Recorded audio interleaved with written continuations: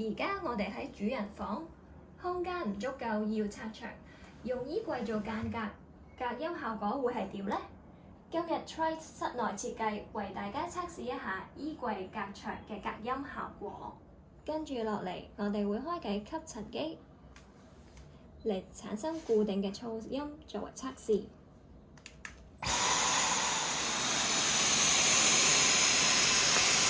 而家我哋見到係大約80幾分貝左右。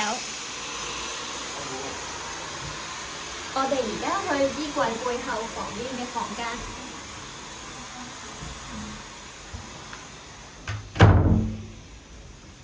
我哋順便閂埋房門。我哋一齊睇下閂住門之後，噪音可以降低幾多？